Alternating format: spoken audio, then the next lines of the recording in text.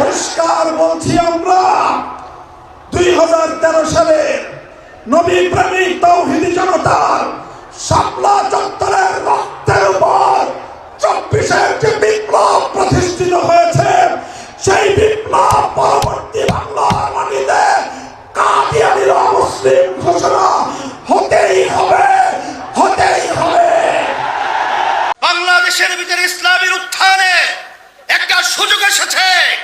আমাদের নিজেদের পায়ে দাঁড় হয়ে কাদিয়ানীকে অমুসলিম ঘোষণা করব, সংসদের ভিতরে আইন পাস করব, কাদিয়ানী কাফের অমুসলিম ঘোষণা করলাম।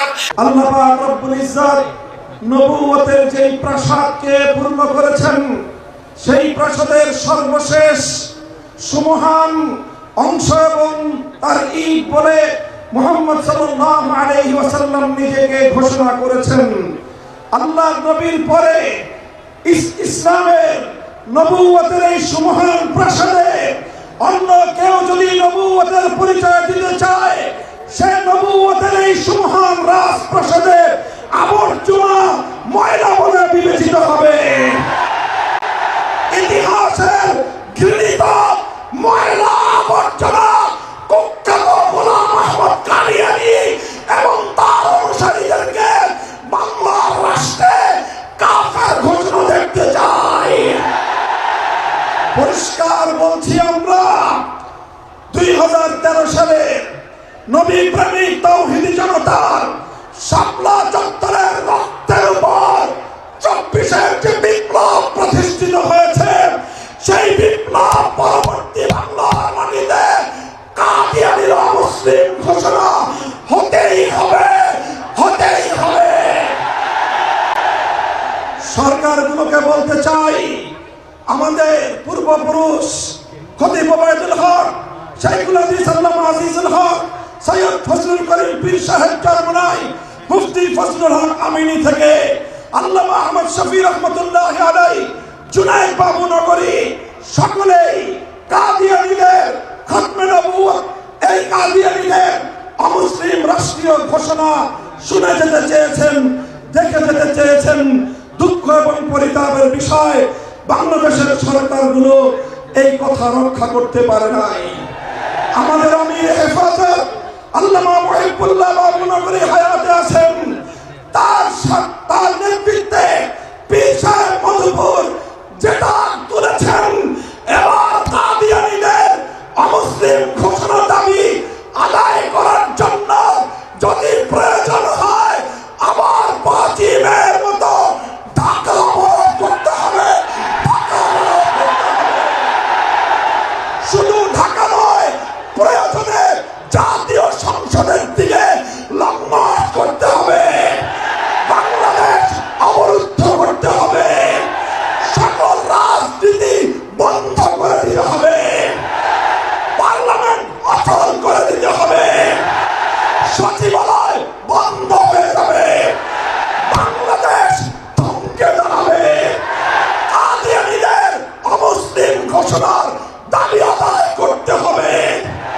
রক্ত দিতে হলে রক্ত দিতে হবে। জীবন দেওয়ার জন্য, খতমে নবুয়তের দাবি আদায়ের জন্য মাথায় কাফনের কাপড় বেঁধে শহীদ গাহে যেতে কারা প্রস্তুত, কারা প্রস্তুত। ইনশাআল্লাহ এ দাবি আদায় হবে। আর যদি সরকারগুলো দাবি আদায় করতে ব্যর্থ হয়, আগামী দিনে আমরা পার্লামেন্ট গঠন করব, আমরা ক্ষমতায় যাব, আমরা কাদিয়ানীদেরকে জাতীয় সংসদে আইন পাস করে কাফের ঘোষণা করব, অমুসলিম ঘোষণা করব ইনশাআল্লাহ। আজকে কাদিয়ানীদেরকে অমুসলিম কাফের ঘোষণা করে সংসদে আইন পাস করবেন, এটা আমাদের এই স্বরাজ উদ্যান থেকে আজকে দাবি থাকবে।